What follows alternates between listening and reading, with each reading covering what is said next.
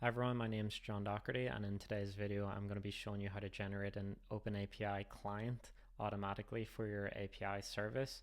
So in today's video we're going to be generating a TypeScript fetch client based on our OpenAPI schema, and this schema is provided out of the box for us with the Django REST framework. So in this video we're going to be taking a schema that looks something like this. So we've got a simple retrieve endpoint that is called sample get, and it is going to return an object of type sample, and it will be an array of strings, and then our TypeScript client in here will look something like this after it's been generated. So we can see here that we can specify the config, so what endpoint we want to point it at. We can effectively declare if we need an access token or not. So in this case we don't, and we get all of the function calls out of the box with the type hints too. So we've got a promise being returned of type sample here, and we can just call this as part of our NextJS web application.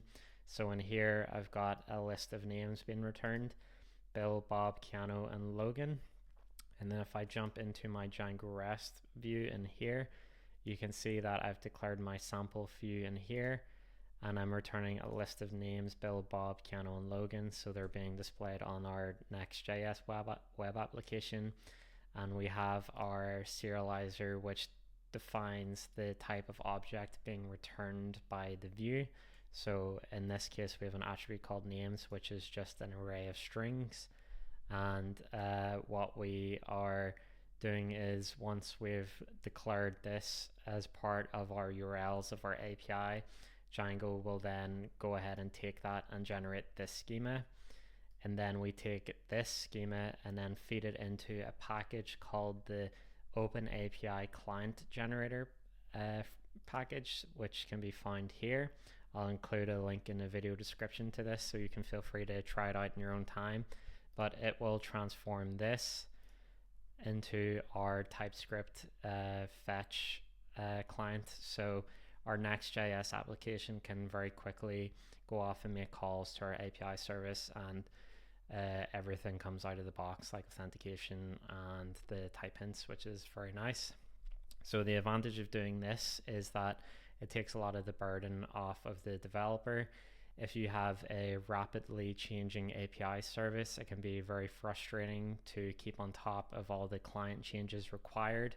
And if you have multiple web applications, for example, that are integrating with an API service, it just becomes a massive headache on effectively trying to integrate, perform an integration test and make sure that all the objects that you expect are coming back.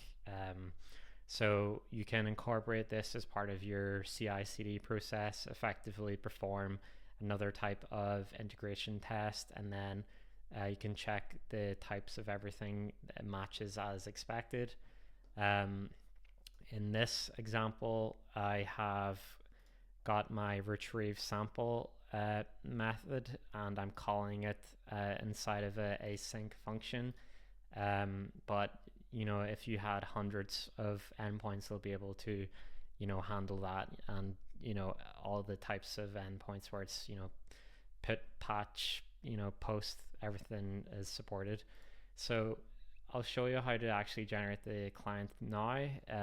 So the first step you want to do is you want to actually install the generator CLI. So it can be done via a couple of different package managers.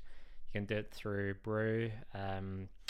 Pretty sure npm also supports it. It doesn't really matter, it's all the same. In this example I'm installing it via pip.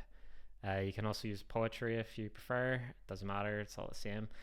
After you've went and installed it, then you want to go on to effectively call the client, the generator CLI. So in this case I'm actually generating two clients, a Python Pydantic client, and I'm also generating a TypeScript fetch client here. I'll just walk you through some of the arguments expected. So you're just pointing the endpoint to where your OpenAPI schema is. So your OpenAPI schema endpoint should look something like this here. it will grab that YAML file and then work based on that. So that's our YAML, and then we're going to specify the destination of our client. So I'm generating my client inside of this folder here, and clients and TypeScript, and I can see everything's populated in here. And then I can go ahead and declare additional arguments. So just I've done simplistic things like defining the name of the package, the project name, and then one thing that I have set is generate source code only. So I've set this to true. The reason for me doing this is because I don't want to include GitHub Actions or stuff like that. It will try and generate everything out of the box for you if you set this to false, where if you want to publish to a package registry directly, it will provide all that stuff for you. I don't want that in this case, but the option's there if you need it. After I've also generated these files, I have certain code quality enforcements on my repository. So what I'm saying here is that I'm going to enable post-process file. So effectively what this is doing is after each file is generated, I'm going to run prettier against it as declared in here. So this will just clean up the files for me, make sure the lint checks are still passing. You can disable this if you want, it's not required. But then after running this command, you'll end up with a folder like this. So if I go inside my models, I can see sample TS is in there, and I can see the interface matches exactly what my serializer states. So if I go to my serializer, string of names, and then if I go into my client again, so if it's up in here, sample TS, we've got an array of strings.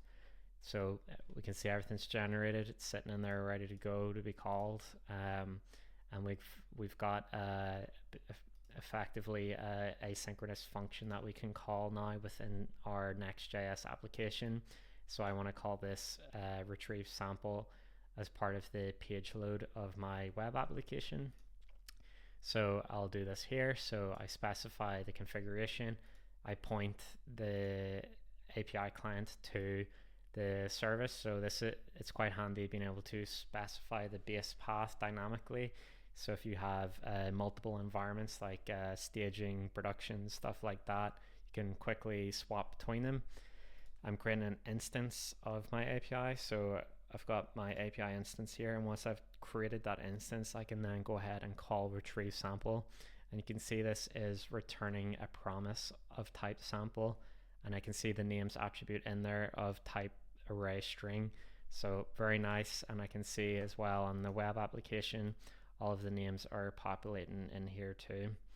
So very kind of simple demonstration, but again, this works if you have hundreds of endpoints. You can do all of this out of the box, and it just removes that burden from the developer of trying to keep the client constantly matching the API service.